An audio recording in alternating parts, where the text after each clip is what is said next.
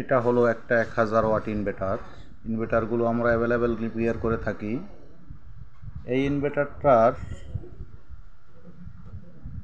এই যে মসফেটগুলো ফেটে গেছে, 4টা মসফেট 4টা ফেটে গেছে।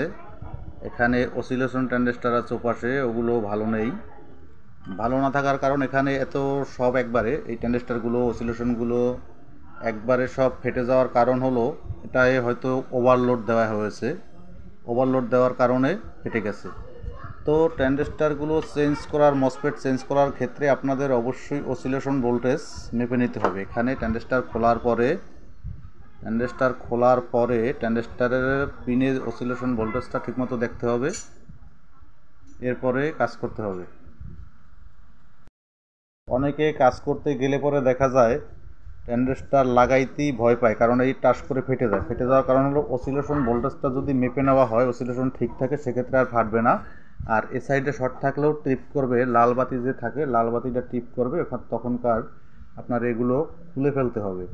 খুলে ফেলার পরে এরপর দেখতে হবে ডায়েটগুলো শর্ট আছে কিনা, এটা ডায়েট আছে, ডায়েটগুলো শর্ট আছে কিনা, এপাশে শর্ট আছে কিনা, সব কিছু দেখার পরে যদি লাইন দেওয়া হয়, মসফেট লাগানো হয়, মসফেট আর ফাটবে না। এই ইনভার্টারটা আমি ঠিক করলাম, এটার অসিলেশনের ঝামেলা ছিল। এখানে অসিলেশনের জন্য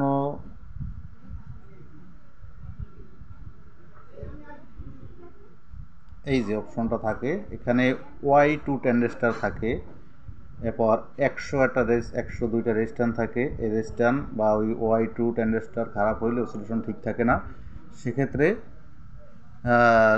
ট্রানজিস্টার লাগাইলে ফাটার সম্ভাবনা থাকে। তো পুরান যারা রিপেয়ার করবেন অবশ্যই তারা সবাই আগে অসিলেশন ভোল্টেজটা দেখে এরপরে মসফেট লাগাবেন, তাহলে আর সমস্যা হবে না।